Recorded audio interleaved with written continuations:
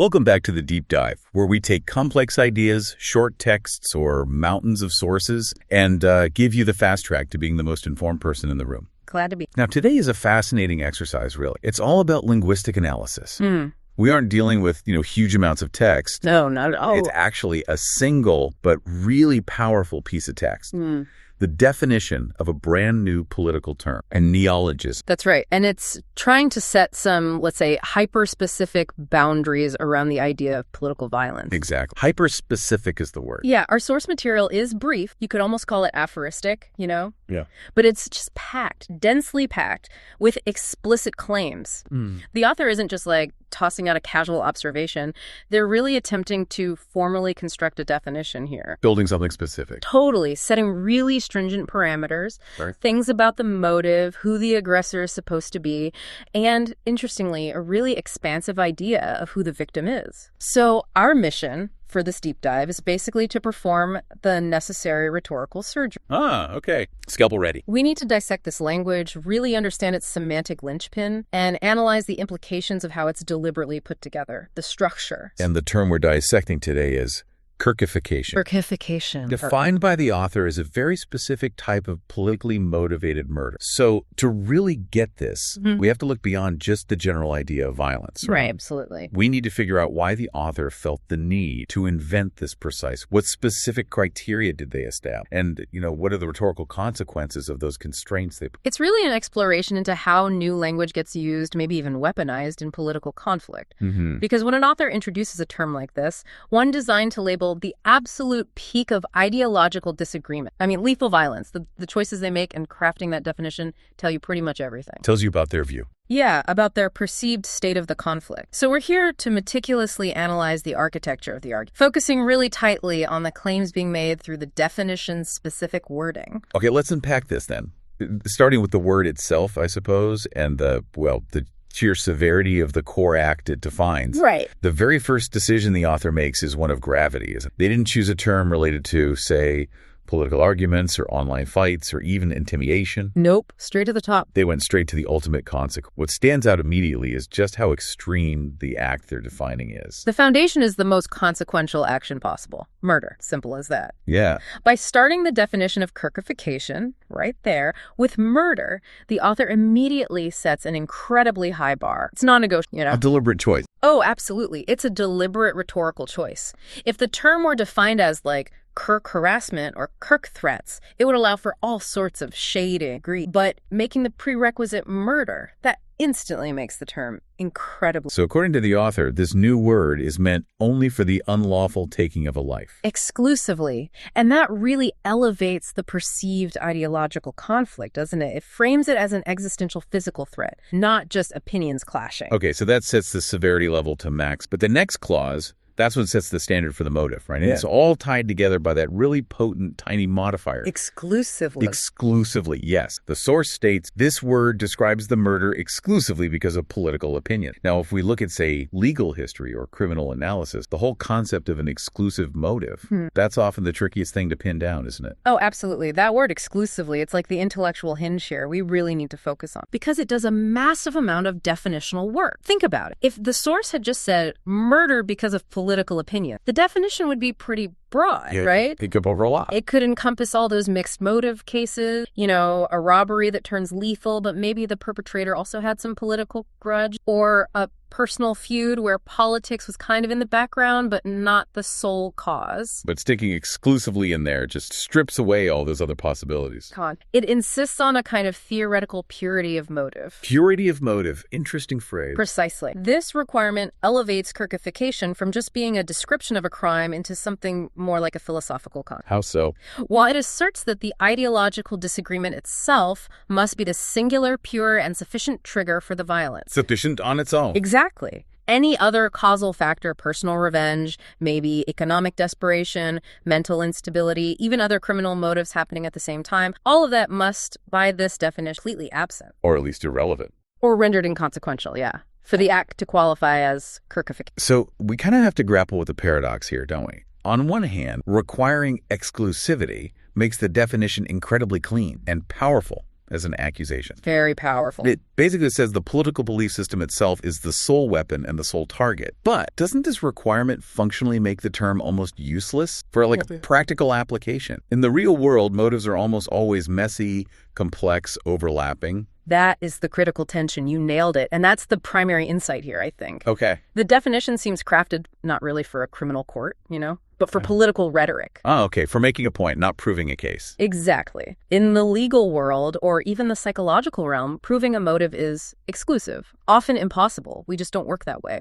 But as a political accusation, that purity is exactly what gives it its rhetorical force. The author is essentially saying, look, we have to define a category of murder where the perpetrators are so ideologically intolerant that nothing less than the sheer fact of disagreement justifies killing. Wow. Okay. That shifts the whole conversation then. Totally. It's no longer just about whether political violence exists, which sadly we know it does. It's about demanding we acknowledge violence driven by this kind of ideological purity. Yeah. A state where just holding a dissenting thought is seen as the ultimate offense, the thing worthy of annihilation, completely separate from any other human conflict. Exactly. The author is trying to isolate and frame what they see as the ultimate expression of ideological intolerance. They're arguing, just by constructing this term, that we need a word specifically for the kind of murder that happens when the victim's belief system is the one and only primary. So that purity clause, the exclusively part, it attempts to lift the alleged act above general crime. Right. Into a kind of targeted ideological prerequisite for violence. It's about the ideas being deadly. And let's not overlook the final piece is this base definition, political opinions. We often think of political violence as, big thing, grand revolutionary acts, maybe state aggression, assassinations of leaders. Right, targeting power structures or specific actions. But here, defined by that exclusively modifier, we're talking about lethal violence driven solely by abstract concepts, ideologies, platforms, policy disagreements, maybe even just general dissenting. The implication there is profound, isn't it? It seems like it. It suggests the violence isn't even aimed at tangible political goals, like controlling resources or winning an election. What's it aimed at then? It seems aimed at the very psychological space of dissent itself. If the mere act of holding a specific political opinion distinct from any action or perceived threat is enough to trigger a murder that gets labeled Kirkification, well, then the stakes for just everyday public political chat are raised exponentially. Totally. It transforms simply having a different ideological view into an immediate mortal threat. Wow. Okay, that deep dive into the purity of motive really shows the intent behind coining a new word, doesn't it? The author is clearly trying to define a moral and ideological failing, not just a specific type of criminal act. Exactly. And what's fascinating here is how immediately the author moves from this generalized sort of high-level definition of pure motive to applying really strict parameters around who the aggressor is supposed to be. Okay. So having established the extreme severity murder and the purity of the motive exclusive political opinion, the author then brings in the constraints, what you call the directional vector of the definition. That's right. They move from the abstract to the very specific, stating the definition applies. And here's the quote, especially if the murderers are left-wingers. And that is a crucial, narrow parameter. It represents a massive political choice embedded right in the def. The author is taking this term, which defines the absolute maximum severity of political intolerance, pure ideological murder, and applying it specifically, or at least primarily, to acts allegedly committed by aggressors identified as left-wingers. Right. So that immediately moves the term out of any kind of neutral descriptive analysis. Absolutely. And firmly into the realm of partisan accusation. Mm-hmm. It suggests that within the author's particular thesis, the kind of ideological intolerance that deserves this specific new name primarily comes from one side of the political spectrum. It creates a really focused lens, doesn't it?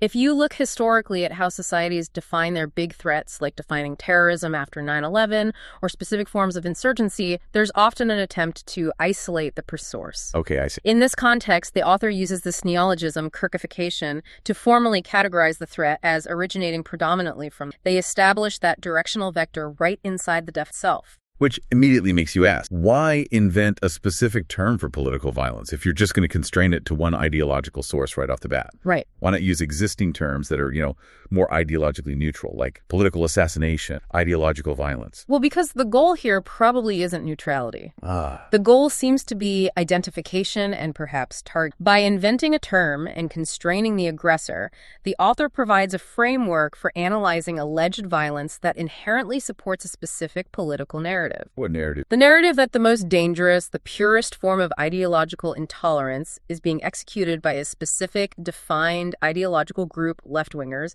in this case, against pretty much all dissent. So under this definition, any political murder committed by, say, a right-winger or even an apolitical act would, by the specific construction of this term, fall outside its core, or at least be considered secondary to what Kirkification is about, according to the author. It sets the political battle lines right up front, the dictionary entry, basically. Pretty much. However, the contrast in specificity is just really striking when we turn to the second half of that definition, where the author defines the victims. Yeah, it flips completely. The text says, and the victims are everyone else who disagrees with them in the slightest degree possible. So we shift instantly from a highly constrained, very specific aggressor, the left-wingers, to this incredibly expansive, almost universal victim pool. Everyone else. Everyone else. That establishes the critical narrative tension, doesn't it? The few, the specific aggressors, are supposedly targeting the many, the broad public of dissenters. And that phrase, in the slightest degree possible, that's where the victim scope just achieves this, rhetorical vastness. It really does. This isn't about targeting people with diametrically opposing views or, extreme political enemies. No, that phrase is a real definitional pressure point. If the requirement is something like disagrees fundamentally or disagrees violently, the victim pool would be much more limited. You'd think of political leaders, maybe activists, right? Right. People actively opposing. But in the slightest degree possible, that suggests an absolute zero tolerance policy on from the alleged aggressor side anyway. Okay, let's try a hypothetical, just to make this clear. Say the aggressor, as defined, holds a specific view on, climate policy. Okay. And a neighbor just expresses some minor nuanced skepticism about one tiny detail in a proposed law. Does that put the skeptical neighbor in the potential victim pool for Kirkification, according to this specific definition? Theoretically, yes, according to the way this is phrased. Wow. That phrase implies the threshold for ideological offense is set so incredibly low that any subtle deviation, any tiny difference from the aggressed stand places that individual potentially at risk of lethal violence. So it paints a picture of the alleged aggressor as someone demanding total conformity, someone who views even minor dissent as justification for murder. That's the picture painted by the definition. So the author isn't just defining the aggressor. They're also implicitly defining the severity of that aggressor's supposed intolerance. Exactly. The victim pool is basically everyone who fails the compliance test, no matter how slight. It turns political disagreement itself, even at its most minor level, into an extremely hazardous condition for the victim. This broad scope seems to serve a powerful purpose in the rhetoric, then. Oh, if the aggressors are specific, left-winger, and the victims are universal, everyone else, the term frames the conflict as an existential threat to democratic. So it's an assertion that those who supposedly fit the aggressor profile are driven by an intolerance so severe it seeks to just wipe out the entire body of dissenting opinion. Pretty much. And that makes the concept seem universally relatable, right? To anyone who's ever held an opinion that wasn't immediate. It suggests the author is trying to categorize the current political conflict not as like a clash between two equally matched sides. Right, not symmetrical. But rather as a targeted threat coming from a very specific, constrained source, aimed against the general population of non-believers or non-conformists. That directional framing is just fundamental to the whole concept. Absolutely foundational. And that framing of the perceived threat-specific aggressor, universal victim, is exactly what gives the neologism its political utility, or intended utility. So it provides a really high emotional charge because it implies that merely existing with a slightly different opinion is enough to constitute a fatal political offense in the eyes of the aggressor. So putting that section together, the synthesis seems clear. The term defines pure, ideologically driven murder originating specifically from left-wingers, directed against anyone who challenges that ideological purity, even in the most minimal way. That's the core claim. Okay, here's where it gets really interesting, though, at least for me. Go on. After establishing this incredibly detailed, directional, and frankly severe definition of ideological murder, the source material then anchors the whole term to a single specific political personality. Yes. The abstract definition needs a concrete anchor to really resonate politically, doesn't it? I guess so. And that's exactly what the author does with the naming convention. The term is Kirkification, which is pretty clearly derived from or inspired by the political figure Charlie Kirk. That can't be accidental. Oh, definitely not incidental. Huh. It feels like the rhetorical capstone of the whole definition. The name takes this broad, kind of horrifying concept, murder, just for slight disagreement, and it personalizes it instantly. It does. It suggests the neologism is rooted in a perceived vulnerability, maybe, or a symbolic threat experienced by or represented by. So Charlie Kirk becomes the avatar, in a way, the tangible symbol for that entire vast category of potential victims, everyone else who disagrees. That's a good way to put it. Avatar, using a recognizable public figure's name to define a category of generalized violence, is a really potent strategy in political rhetoric. Why is it so potent? Because it instantly bypasses any academic dryness the definition might have. It injects immediate emotional resonance. The figure's name doesn't just label the term, it kind of embodies the victim class. So when people hear Kirkification, the intention is they immediately picture Charlie Kirk as the prototype target of this alleged violence. That seems to be the rhetorical goal, yeah. It feels like an act of political dramaturgy almost. Huh. Interesting term for it. By linking the threat to a specific living person known for their political views, the author turns the definition from maybe a sterile academic exercise into this really charged political state. And it's centered around immediate perceived peril. It absolutely emphasizes the stakes for those who might align with that specific political viewpoint or with that figure. And this personalization, this dramatization, it reaches its peak with that enigmatic closing statement that follows the definition. Yes, R.I.P. Charlie. That phrase, just the abbreviation R.I.P. for rest in peace, used immediately after defining a type of politically motivated murder. That carries immense rhetorical weight, doesn't it? Huge weight. The source doesn't claim a factual event happened, but the implication is just unmistakable. It acts as a kind of existential forewarning, a stark warning. The inclusion of RIP connects the abstract conceptual violence defined by Kirkification directly, personal, to the figure the term is named. Like an extreme, dramatic punctuation mark. Exact, driving home the perceived severity and the potential consequent threat find. So it projects the ultimate realization of the fear that's inherent in the definition onto the symbol of the victim class, onto Charlie Kirk in this case. Right. It's not enough just to define the threat. The author feels compelled, it seems, to demonstrate the final lethal conclusion of that threat, using the recognized name as the vessel for that implied threat. It feels like a mechanism of political shock. Is that fair? I think that's fair. By linking the theoretical purity of ideological murder to the potential death of a known public figure, the author dramatically emphasizes the perceived gravity of political disagreement. It takes the threat and makes it immediate, personal, and potentially fatal, at least rhetorically. Precisely. The author is essentially saying, look, this isn't just an idea we're talking about. This is the ultimate potential consequence for the individuals who symbolize political dissent from our... So this choice really anchors the term in a powerful emotional landscape. It makes sure Kirkification might stick, not just as a dry definition, but as a kind of symbolic tragedy. Yeah. The function of this whole final section seems to be about personalizing the severity, taking the pure motive, specific aggressor, the universal victim pool, and manifesting all of that in the perceived threat against one's figure. And that personalization, presumably, ensures memorability and reinforces the narrative that the threat is imminent and real for those who align with the perceived victim class. It seems designed to do just that. The entire architecture of the term that purity clause, the directional constraint on the aggressor, and this final personal anchor, it all works together to create a very specific, very potent claim about who poses the greatest existential threat to political agreement, according. Okay, well, that brings us, I think, to the end of our deep dive into this highly focused yet surprisingly complex source material. It was brief but dense. Definitely dense. We've unpacked the structure of this new political term, Kirkification,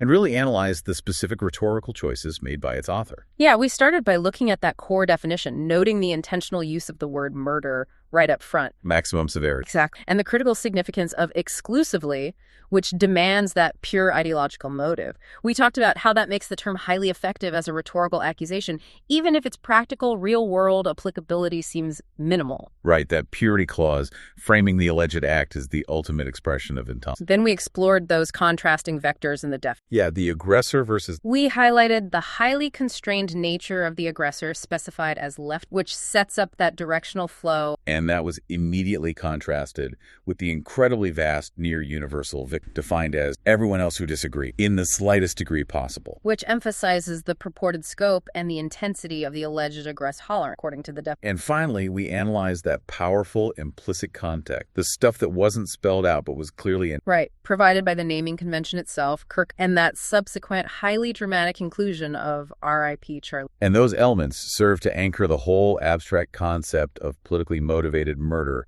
to a specific, recognizable public figure. Personalizing the threat, transforming the definition urgent political about the perceived severity of So, for you listening, when you encounter new terms being introduced into the political lexicon, especially terms defining conflict or violence, really understanding the specific claims embedded within that definition is essential knowledge. It's crucial. Absolutely. We didn't just read the definition here. We try to understand the rhetorical levers the author was pulling, those intentional constraints, the dramatic scope given to the victims, and that personalized naming choice. And this raises, I think, an important question that goes beyond just this specific text. It's something for you to consider as you encounter new terms defining complex issues out there. Okay, what's the question? When an author attempts to introduce a specific term to define political violence, and they meticulously restrict it to one specific type of aggressor, and they target this broad field of dissenters through a purity of motive clause, what does that architecture, the very structure of the definition itself, reveal about the author's underlying view of the current state of political conflict? Because the way an author chooses to define the enemy or the threat often tells you more about their own perspective, their own framing, than it necessarily does about the actual objective facts of the conflict itself. Something to think about. That is an excellent thought to leave us with. A lot to chew on there. Thank you for joining us for this really intense analysis. My pleasure. You are now, hopefully, fully informed on the concept of Kirkification and the specific, highly constrained definition put forth by its author. We'll see you next time on The Deep Dive.